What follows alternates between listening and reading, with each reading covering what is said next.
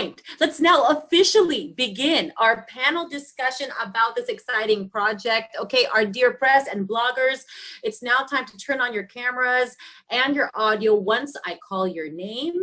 So let's begin with the Philippine Times Australia, Miss Sherilyn Ramon. Hi, Miss Sherilyn. Hi, I can't turn on my video. Oh, you are not able to? It says here that co-host has stopped it. Oh, I see. Okay, let's see if we can do something about that.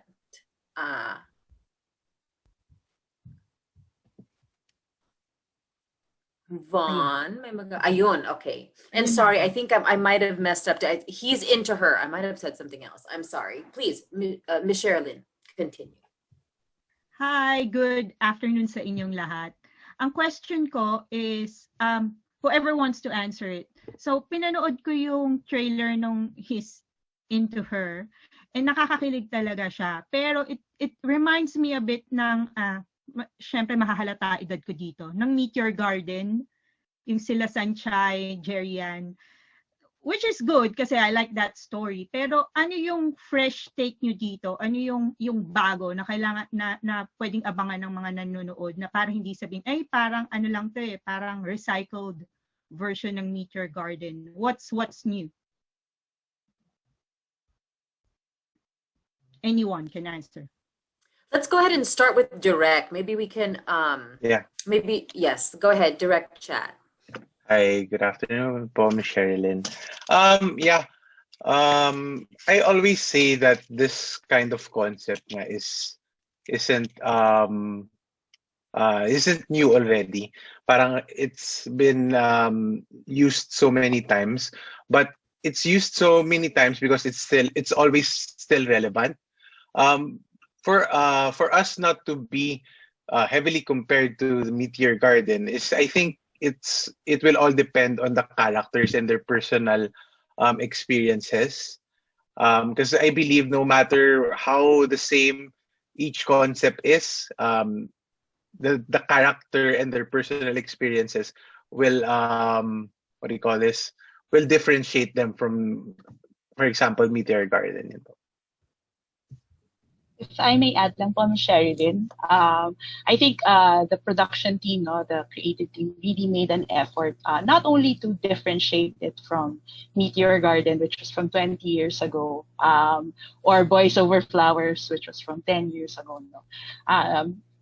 Chad is right in saying that there's something classic about this kind of story. Yes, there are tropes that feel like it's been rehashed, that feel like they've been rehashed.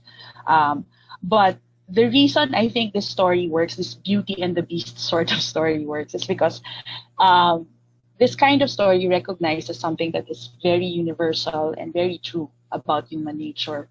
That underneath all that beastliness sometimes that we can exhibit as people, okay, it's there are good people underneath all those beastly attitudes or beastly behaviors.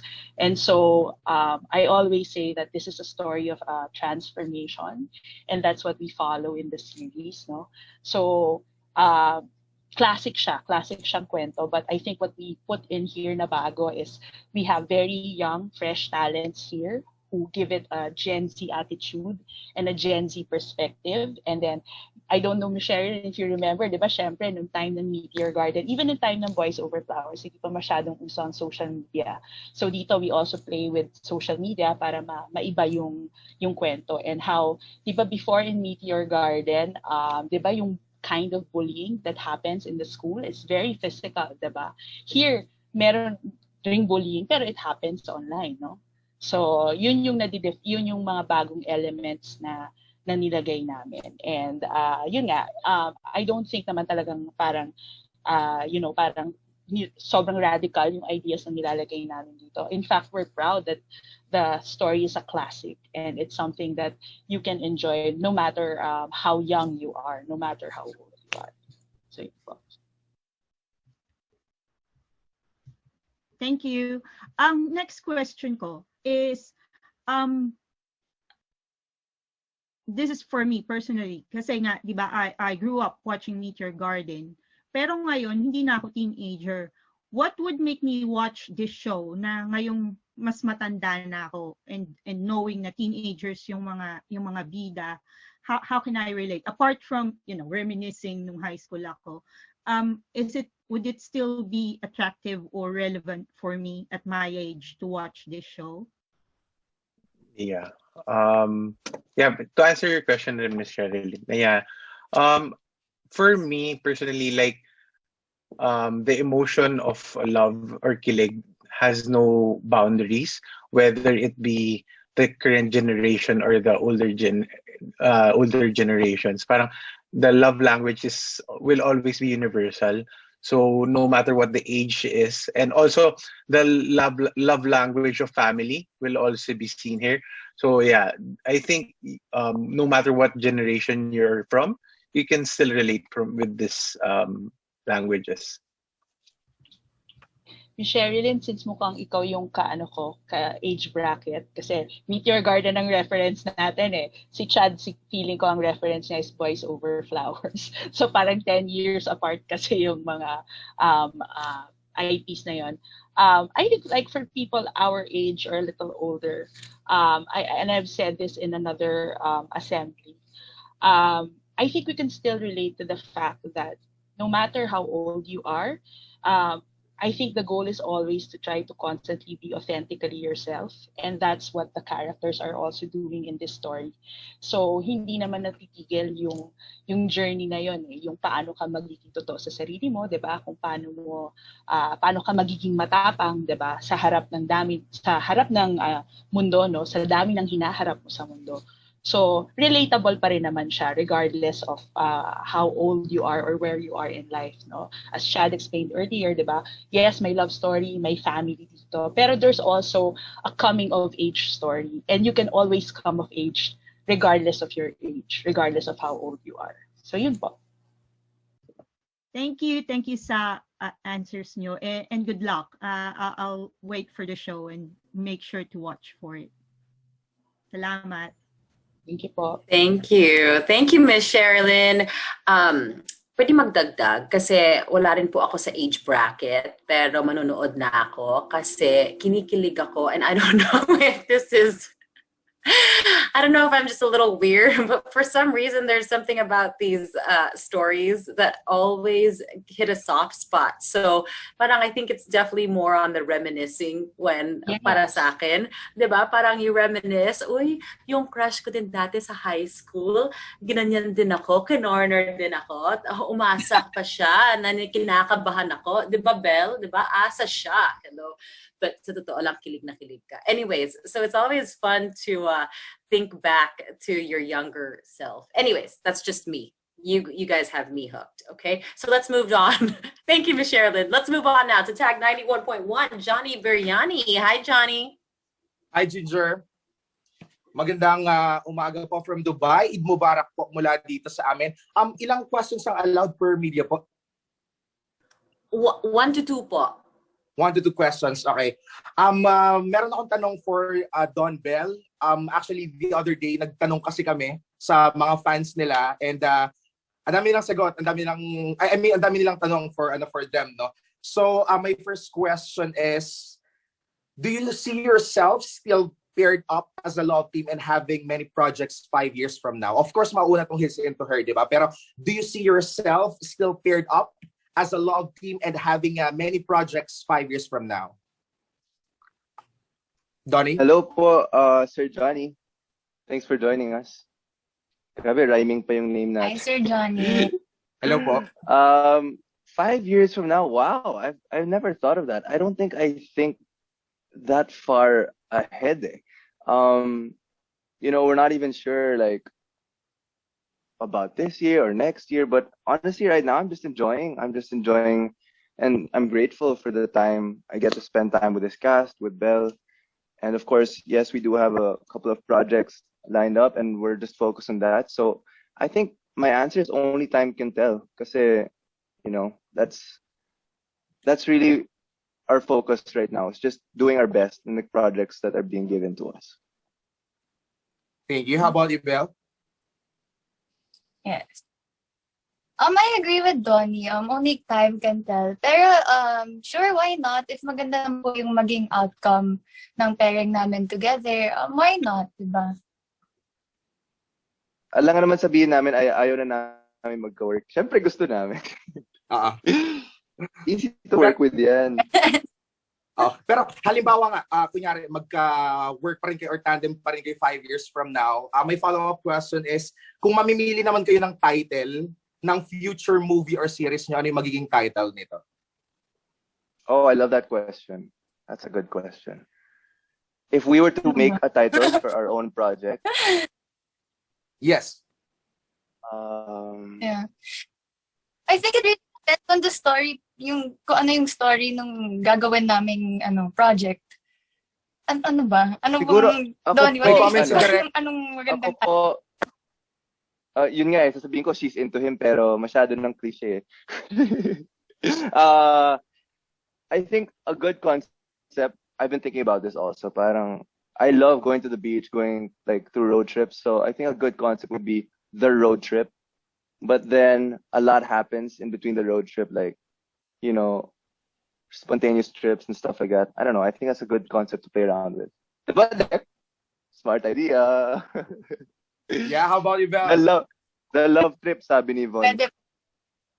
I can, Tony, kasi pareho kami. Actually, nag-this or that kami and pareho kaming beach na gusto namin ng beach. So, magandang idea yung sinabi ni Tony. May bayad yun kung gagamitin nyo Star Cinema. Joke lang. May IPR na ba? Ito, may nagtanong lang from our team, no. Kung okay lang na idagdag. Ask lang sana namin siguro si Miss Vanessa and Miss Max kung papaano daw kayo nag-meet halfway when it comes to the agreement, kung ano yung kailangang tanggalin sa original. Kasi di ba nasabi niyo sa dating interviews ninyo na may mga kailangang tanggalin or may mga hindi po pwede from Wattpad na kailangang palitan sa TV. So paano po kayo nag-come up sa sa agreement na ganun? I'll let Max answer mo. Yeah, Go ahead, so Ms. you can... Vanessa. No, si Maxine muna, so Okay. you can hear.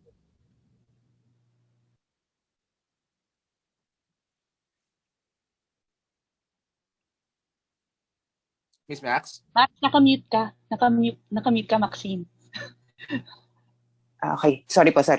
Hello, Sir Johnny. Ayan, good afternoon po.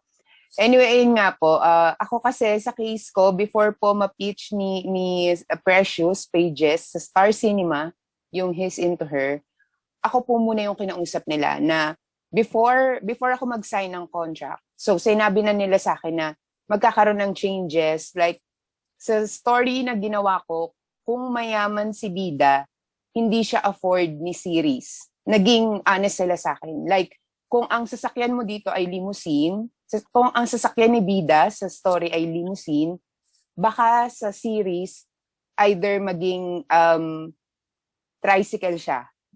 As in, prenangka nila ako. Kung sa book kabayo ang bida, posibleng sa series, magbisikleta siya. Yun yung sinabi nila sa akin. So, binigyan din nila ako ng reason na maliit yung budget natin sa series, pero hindi kasi siya nakikita dito sa He's Into Her. Kung titignan mo yung He's Into Her kasi ngayon, parang ang laki-laki ng budget niya. Pero, ayun nga, yun po yung sinabi sa akin ng boss ko, ni Sir June Matias, before ako mag-sign ng contract. And also, pagdating naman po kay Miss Van, nandun pa lang po ako kasi nag-work po ako before sa Kuwait. So, nandun pa lang po ako sa Kuwait around 2019. Madalas po yung meeting namin. So, kinakausap ako ni Miss Van na, Maxine, ganito yung magiging changes together with Sir Deep and Miss Charis po. Parati po nila akong sinasabihin. And hanggang makarating po ako, makabalik po ako dito sa Philippines, ini-inform pa rin naman po nila ako. Ayun po. And then Johnny also, so yeah, we've been working constantly naman with Maxine. We tell her kung ano yung mga changes, we inform her kung sino yung mga nakast, no? And I still also naman get her opinion, like kunyari, there was a time may pinalitan akong pangalan. Tapos sabi niya, Miss Van, pwede po ba niyo ibalik sa original? Sabi ko, okay, sure, no problem. May mga ganun kaming conversations, no? But ang kailangan ko rin kasing maipaliwanag, no, even for the fans, no, pag visualize mo kasi siya, Johnny, there has to be a level of realism to it that parang might not be present in the book. Kasi there's a certain grandness to the book, di ba? That pag transform namin siya on TV, alam mo yun, baka pag pinapanood mo, parang, baka magpa-question ka. Tapos, I also need to take into consideration, Johnny, that parang while a lot of people have read the book, parang there are also a lot of people who haven't read the book. So I have to take them into consideration. They're also our audience. So I have to think about what will interest them, what will get them hooked, diba? And what will make them stay on para panoorin nila yung entire series namin. So we have to take the audience into consideration, not just the fans of the book. And I'm very happy that Maxine has really helped us in convincing the fans that this is the best way to go and to trust us, because she has also given us her trust and she's been very gracious and generous. So yun, basta the process is always collaborative. We always talk to her, kami nila direct chat, we speak to her on how we can move forward with the story. Yeah. Thank you, Miss Max and Miss Vanessa. Salamat po. Thank you. Thank you, Johnny. All right, very nice questions there. We're moving on to our next member of the press, rated J, June Ringonan. Hi, June. Hi, Ginger. Hello. Hi. Can you hear? Yeah, Hi. you can hear me now, right? Yes, we can hear you. Great. Nice to see you again, Ginger. Hello. How are you? How Very is nice everyone to there see in the you. Philippines and in the States, right? Okay, sige. Let me start first with Donnie. Hello, Donnie. Hi, June. Hi. Good afternoon. Good afternoon. Kamusta kayo dyan sa Pilipinas? Okay naman po kami. Nagka-quarantine lang. Right. Medyo on a lighter note naman yung pag-uusapan natin yung interaction mo with the other casts. Like for example kay Belle. Is this the first time that you're working with Belle or you've worked with her in other projects already before? This is our first major project. All right, great. So ano yung mga bagong discoveries mo about Belle while doing the series? Siya ba yung medyo mas naging makulit na ngayon or ano yung mga new discoveries mo with her? June, when I first met Belle, I thought that she was really shy. Pero mali. Mali pala talaga ako. Grabe yung pero sobrang kulit niyan. Parang in a good way, she knows naman when to focus on the work side and also when to have fun with the cast. It's very chill on set. I always say it. We don't really. But it doesn't feel like work, which is a good thing because we still work obviously really hard, but it doesn't feel like it just because we're all a family. So with Belle, we got really comfortable, just doing the scenes together. I think as time goes by, you get more and more. You get to know more about each other, and yeah, she also loves eating a lot. Palaging gutom yan. Pero most of all, hardworking. That's what I would say. What about Belle? Ano naman yung pwede mong isagot doon? Ganda ng sinabi ko, Bella. So, ano mga discoveries mo naman kay Donnie? I thought nung una he was like serious. As in parang hindi ko siya malalapitan, ganun. Pero sobrang opposite po niya. He's so approachable. And meron rin siyang funny side actually. Sabihin ko ba to, Donnie? Sumasayaw po siya in between takes. Yan. So meron din siyang kulit side. Actually, buong cast naman. Sumasayaw? Meron akong video. Sumasayaw ba ako? Seryoso ba yan? Ano yung ganyan? Ang gano'n. Ang gano'n. Yan. Nagmana sa nanay niya yan, siguro malamang. Alright. Okay, in general, sa lahat ng mga cast, lalo yung mga kabataan natin, sige, magbibigay lang ako ng mga ilang descriptions. Tapos, let me see kung sino yung dinidescribe ko dito. No? Anybody can answer. Sino yung pinakamakulit sa inyong lahat? Jello. Si Jello. Sino ang pinakatahimik? Jello po. Si Chris, Sophie. Sophie. Sino naman ang pinaka-gentleman? Wow. Si And Donnie. Lahat ng Wow, boys and Donnie. naman, grabe. Lahat Actually, naman lahat ng ng boys. boys, Eto. gentlemen sila. Si Limer. Sino ang Gentleman si Limer. sino ang pinakamaarte sa mga babae? Si Limer po. Wow, Maya. Eto na lang. Okay, last one. Sino ang pinakakinilig sa mga babae? O kahit sa mga lalaki? Jello. Jello po. Hello. Si Jello. Hello. Right. At least we get to know, kung sino yung ano yung mga characteristics ng bawat isa sa inyo. Thank you very much, guys, and good luck sa inyong bagong series. And we're looking forward to see that here in Singapore. Thank you very much for inviting me, Ginger. Thanks, June. Thank you. June, ang cute ang mga tanong mo, Jello. Ikaw talagang Mr. Popular sa mga sagot. Pero pinakamaganda pa rin si Ginger. Ay, June, mabuhay ka. Ilaw lang yan. Ilaw Hindi. lang yan pag madilim. Kaya ka nga naging beauty queen dahil dyan eh. Ay! Hindi pa yata Reminiscing the pinanganak. years. Reminiscing. Yes. Hindi pa pinanganak yung mga All right. Anyways, thank you. I know. very much. Thank you, June. I know. They're like, hey, Ginger, do you want to host? You're gonna be teacher. Ang role mo. So, oh my God, teacher na yung role ko. Sige, I'll take it. Okay, anyways. Parang bagets pa rin naman. Moving on to Clint Lozada. Hi, Clint.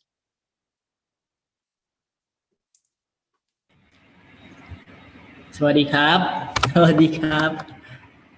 Hello po sa lahat. May question lang po ako sa kay Sir Juwao. Yes. Hello, Clint. Hello po. Kasi madami pong nagsusubaybay sa atin ngayon dito sa mga kaibigan ko dito sa Thailand, mga Losadanians po. May tanong po sila, what is the most challenging part of your role sa movie na ito? Alright. Sawadi ka sa lahat ng mga kapamilya namin po dyan. I just want to say lang po that He's Into Her is a series po, and the hardest part for me here, to be honest, there's no hardest part, but I guess for me is whenever we have to do a serious scene and everyone's around, kasi ang hirap po, andun po kami lahat, and minsan pagdating sa mga serious scenes, nagbibiro yung mga tao sa likod, yung mga ibang castmates nagpapatawa, at nahirapan rin sila direct kasi ang daming namin, so ang daming shots na kailangan. So yun po talagang nahirapan po kami. But it's also one of the most fun things that we had to do during the shoot po. Nice. Thank you. Next question po natin is kay Sir Donnie. Hello po, Sawadi Kap. Hello po, Clint. Hello po. Yan. Yung next question po ng mga Losadanians members natin po is, yung title po ng movie natin is He's Into Her, right? Yes po. So yung tanong po nila, are you into her also? Oh, bagong-bago yung tanong parang hindi ko pa narinig. Am I into her? Oo naman, kailangan. Siyempre. Siyempre. Direk, ba't ka natatawa, Direk, ha? Ayun lang po. Salamat, Sir Don. Thank you po. Sa lahat po. Good luck po sa movie at subaybayan po namin lahat. Thank you, Kapon Kap. Manood po kayo ng series. Thank you po. Kapon Kap. Thank you, Clint. O, diba? Diretsong tanong, diretsong sagot. Yan ang maganda. Okay, moving on. Oh, it's good to see these two again. Vaklang 2-0. Tulungan nyo nga ako, Brian and Bianca. Ano ba talaga? Vaklang 2-0. Ito, Vaklang 2-0. Ganon, Miss Ginger. Ano? Vaklang 2-0. Ganon, Miss Ginger. Ulitin mo yan. Pasensya na po. Introducing Vaklang 2-0. Hi, Mom! Salamat, Tata! Vaklang 2 in Malaysia! Energy na naman is Ginger, di ba? Hi po. Hello! So, sa mga cast ng He's Into Her, so ito may question ako. Favorite ko to is si Vivory and Jeremiah. So ito yung question ko, napaka maganda to. What is your most treasured or unforgettable campus memories? Tawang-tawa, Vivory Hi po pala sa mga baklang tuwa. Naisip ka na, no? Kaya ka natawa. Opo, meron na. Medyo embarrassing siya for me. Pero nakamove on na ako eh. So, bale, yung best friend ko kasi nung grade school ako, mahilig umakyat ng punong kahoy. So, sinamahan ko siya. Tapos, ayoko umakyat kasi parang feeling ko mahulog talaga ako. Tapos umakyat na siya ng puno. Tapos in-invite niya ako talaga. Pinilit niya akong umakyat din talaga. Eh, yung timing talaga, yung nakapitan kong branch, yung mapurol. Tama ba yung term? Parang sobrang, ano talaga siya? Sobrang sharp, gano'n. Ay, hindi. Sharp ba yun? Hindi, sharp ba? Ano ba? Hindi ko nga alam. Ikaw na nga, Vivory, ito nagkikwento. Marupok yung branch. Okay. Marupok. Parang ako. Charing. Tapos, ayun, yun yung nakapitan ko. Ayun, nalaglag ako. Tapos ang daming dumadaan ng mga estudyante, ng mga tao. Tapos, alam mo, pakiramdam na feeling ko talaga nun mawawala na ako sa earth. Kasi kapit na kapit ako sa soil. Well, as in, I was like so out of breath na talaga. Feeling ko, gano'n na. Pero, tapos yung kapatid ko nun, yung kapatid kong lalaki, andun din siya. Tapos sinuntok niya yung best friend ko. Kasi bakit ko ginawa yan? Ikaw yung may kasalanan na to. Ganun siya. Tapos, dinala ako sa clinic. Tapos, ayun, wala lang, share ko lang. Oh, di ba? Memories, bring back memories. Kasi dapat naniwala ka sa tertiary. Sabi ng mga tertiary, kapit lang. Kapit lang. Oo nga eh. Thank you, Vivory. Kasi na si Jeremiah. Hello mga baklang po. Charing, nagbaklaan lang, no? Unforgettable memories sa campus, no? Yes. Yeah. Sa akin yung thesis talaga. Kasi nag-struggle talaga kami dito magkaka-group mates. Tapos talagang nag-hall kami, nag-rush kami. Yung malala doon, kaya siya unforgettable. Kasi nag-thesis kami ng hindi naliligo. At na-defend namin yun, ha? Hindi kami naligo. Kasi puyat kami, kaya kami hindi naligo. Sobrang puyat. As hindi kami natulog. So, talagang nag-rush kami para lang matapos talaga yung thesis na yun. And then, ayun, shoutout sa mga kabatch ko sa college, sa group mate ko sa thesis. Nakakatawa lang balikan. Oo, puyatan days talaga. Kung ganyan ba naman yung mukha ng... Yung kasama mo sa thesis, thesis, okay lang magpuyat. Kahit hindi na maligo, ano pa kung hindi naligo, di ba? Thank you, Jeremiah. Thank you very much. And thank you mga baklang to. And this question is for Donnie and Belle naman. Hi, guys! Hello po. I love your energy. Can I just say? Yeah! Baklang po. Ganun ang energy, di ba? Hello So, po. yun nga, ang question ko, based na din sa trailer nga ng series, no?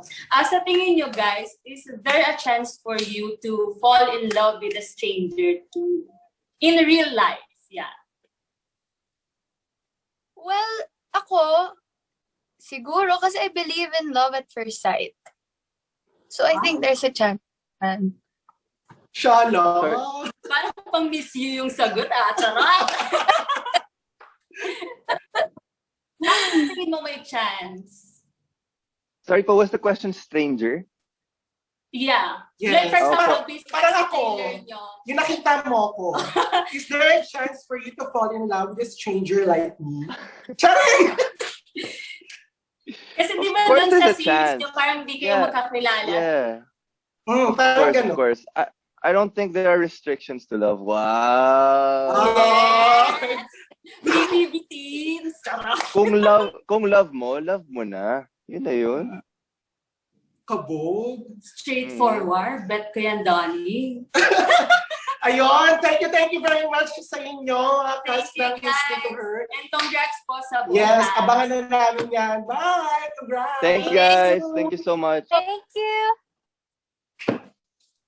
Ay, grabe, Brian and Bianca. Nakakatuwa kayong dalawa. Yeah, Thank you so bye. much. See you soon again. See you. I hope so. Ayan, ang mga diretsong tanong ay may diretsong sagot. Love at first sight. I love it. Okay. Okay, that's a hard act to follow, but Michael, it's on you. Michael Almacen of Bix Buzz.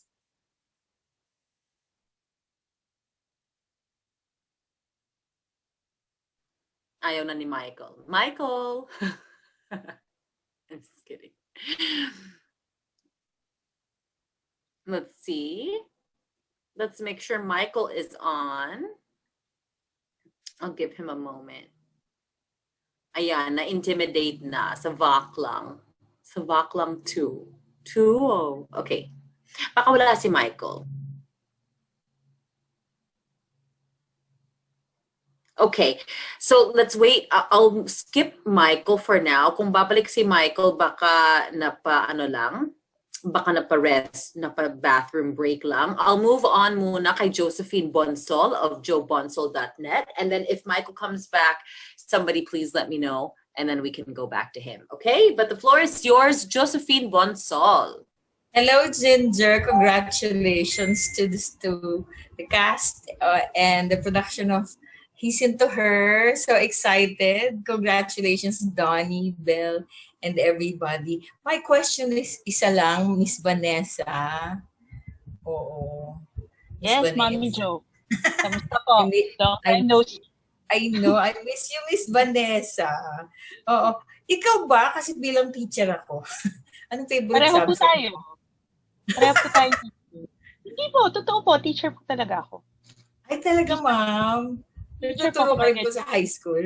Hindi po. Teacher po ako by education. I graduated with Ay, pinuin mo yan. Tapos you're into writing. Hello, Riz. Pogi ni Riz. Oo. Miss Vanessa, siguro, tanong ko ikaw tsaka si Direk Chad. Oo. Yes po. Ano yung favorite subject mo? Ano yung influence sa high school or sa college? Na high school na naka-influence sa'yo sa pagiging writer mo, na you can look back, you can say, those are my memories from my high school. Dun po sa the high school I went to, we had a subject called philosophy. So that was my favorite subject. So I took that for third year and fourth year. I think Direct Chat also had that subject. I'm not sure. But in my high school, that helped a lot kasi philosophy is the subject that allows you to ask the ultimate questions. So it trains you talaga to ask why. So for me, that was very helpful. So yun yung favorite subject ko. Even when I went to college, I love my philo subjects. So yun po. Direct, ikaw, ang favorite mo? Favorite subject po nung high school, tama? Ano ba? Hello po. That influenced me into directing po. Tama po ba, Miss Josephine? Yes, or inspired you to, reflect on those memories that help you make this kind of projects right now. Kasi high school to eh. Okay. Ako siguro po is yung either PE or lunch break. Kasi, it's the time, syempre, it's the time that I get to bond with the people, with my classmates, but outside of just the education lang talaga. Kasi that's what inspired me also in this series. Kasi sa sinabi ko rin before na the bond that the cast created here, sobrang laking bagay sa makikita natin on screen. So parang yung camaraderie and the repertoire between them, yun po. Direct sample daw, sabi ni Sophie. Sample lang. Ng lunch break ko o ng PE? Ng lunch break pwede naman. Lunch break, pwede po, Mami Jo, lunch break. My last question goes to anybody from the cast, no? Ano yung favorite subject niyo in high school? And were you bullied? O kayo ba ng bully? Yun lang po. Siguro we can address Donnie and Belle. Ako po, yes, actually sinabi ko rin po to recently, kanina, earlier sa other General Assembly na I was bullied na po. Pero hindi po ako high school noon, nung grade school ako. And yun nga po, I think in that way, dun po ako nakaka-relate kay Max. And dun rin po ako, parang during nung nag-shoot kami, na-realize ko na I have to stand up for myself. Kasi nung time po na yun, hindi ako, I didn't stand up for myself. So, yun po. And yung, ano ba favorite subject ko nung high school? Feeling ko PE rin, direct nakaka-relate po ako sa inyo. Kasi yun yung time na magkakaroon kayo ng bonding ng friends nyo. Ako naman po, Miss Josephine, I think PE rin ako direct eh. Kasi sobrang wala nang competitive ako. Gusto ko yung mga sports. And, just playing around with different modes of fitness. I don't know, it's just fun. I never felt bored sa PE. Sa high school, hindi naman ako binully. So, ako ba yung bully? Parang hindi naman. I don't think there was like hardcore bullying like in the States. For the most part. Usually in groups yun eh, diba? And you just usually stay with your groups or you're also friends with a lot of people. It depends. But I also don't know what group I was in. Parang wala namang classification. Thank you, Donnie. Si Thank you po. Si Kauri po at saka si Riz. Okay po. So ako nung favorite subject ko po siguro math and history. Yun. Minsan din PE siguro kasi medyo mahiligin ako sa mga sports yan. Ang saya lang kasi bukod sa nakaupo ka lagi sa classroom, doon sa PE gumagalaw-galaw ka. May mga dance class, ganyan. So, yun po yung favorite ko. And kung nag-bully ako, siguro nung pagbalik ko po sa Japan, hindi naman siya totally bully. Pero parang may nag-discriminate lang na, ay, Filipina ka, kasi puro Japanese speak kasi ko. So, ayun, ay, Filipina ka, ay, half ka pala, gano'n. So, parang hindi lang maganda yung tono ng pagkakabanggit nila. Yun lang naman siguro yung sa akin. Ako naman, when I was in grade school, tapos high school din, parang, hindi naman bully din, pero parang, discriminate lang din kasi ako lang parang yung Asian dyan sa school namin. So, parang ganun. Yun lang naman. But yung favorite subject ko is science and history. Yeah. Thank you, Ginger. Congratulations, guys. Congratulations po. Salamat po. Thank you, Miss Josephine.